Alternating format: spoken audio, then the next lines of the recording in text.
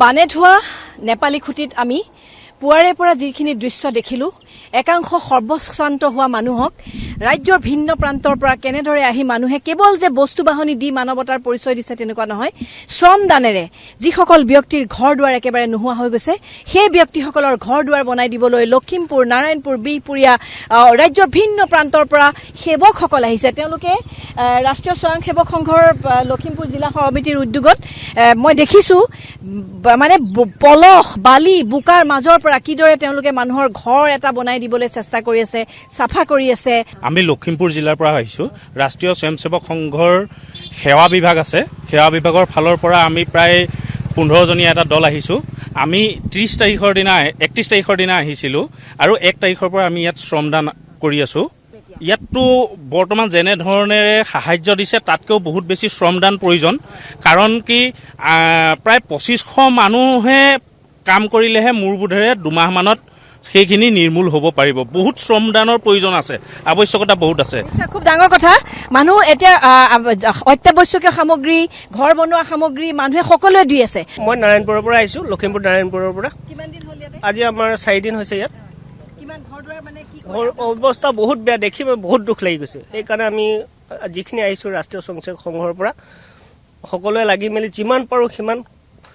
নিজৰ বাবেকে দি বুলি উদ্ধাৰ কৰিব বিচাৰিছো আৰু যদি কোনোবা আহিব সকলো আহক সেইটোৱে অনুৰোধ তেখেতসকলক সহায় কৰক মানে আপোনালোকে দেখিছে তলত মাটি বহুত মানে ধৰি লওক কিছুমান জেগাত এককাল আছে আজি আমি এটা ডেড বডিও পাইছো প্ৰশাসনক খবৰ দিছো ডেড বডিটোৰ কাৰণে আপোনালোকে খান্দি থাকোতে হয় ন আমি খান্দি থাকোতে নহয় মানে প্ৰথমতে দেখা পাই গ'ল গোন্ধাইছিলে খুব দুৰ্গন্ধ আমি গৈ পেলাই অলপ চাওঁতে মেলোতে অলপ দেখা পালো মানে আৰু তেনেকুৱাটো আৰু যিকেইজন নিৰুদ্দেশ হৈ আছে ডেড বডিবিলাকতো তাৰ ভিতৰতে সোমাই আছে সেই তেনেকে আৰু বহু জেগাত বহু ব্যক্তি মানে ডেড বডি তেনেকে সোমাই আছে আৰু এইফালে কোনোবা এটা জেগাত ডাঙৰ পথাৰ এখন আছে বুলি কৈছে সেই পথাৰখনত বহুত পলহ ফুট খাই আছে আৰু তাত বিভিন্ন জীৱ জন্তু তাৰ লগতে মানুহ পৰা ধৰি আৰু বহুত ফুট খাই আছে সেইখিনি জেগালৈ এতিয়ালৈকে চৰকাৰী ব্যৱস্থাই হওক বা আমাৰ সহায় কৰিবলৈ অহা মানুহবিলাকে কোনো যাবই পৰা নাই আৰু সেইডোখৰলৈ যাবলৈ হয়তো আৰু 15 দিনমান হয়তো লাগিবও পাৰে মানুহৰ প্ৰয়োজন এতিয়া আমি এতিয়া প্ৰতি মানুহৰ ঘৰৰ ভিতৰৰ কামখিনি কৰি আছো তেতিয়া আমাৰ অনুভৱ এটা হৈছে যে মানুহখিনি যিখিনি বিচনা কাপোৰ কানিৰ পৰা ধৰি একো নাই তুলিৰ পৰা ধৰি কম্বলৰ পৰা ধৰি বুখাল লেটিপেটি সেইবিলাক আমি টানি উলিয়াই দিছো তেখেতলোকে নিজে কৈছে এইবিলাকতো এতিয়া একো নাই 14-15 দিনটো বানত বুৰি আছিলে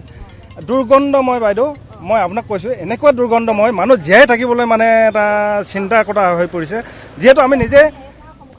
আমি ফিজিকেলি নিজে ঘৰৰ ভিতৰত সোমাই কাম কৰিছো ন সেইকাৰণে অসমবাসীৰ সকলো আমাৰ নিচিনা স্বয়ংসেৱক যদি আছে তেখেতলোকে আহক সহায় কৰক আজি অসম বুলি নকওঁ মই গোটেই ভাৰতবৰ্ষৰ যিকোনো আমাৰ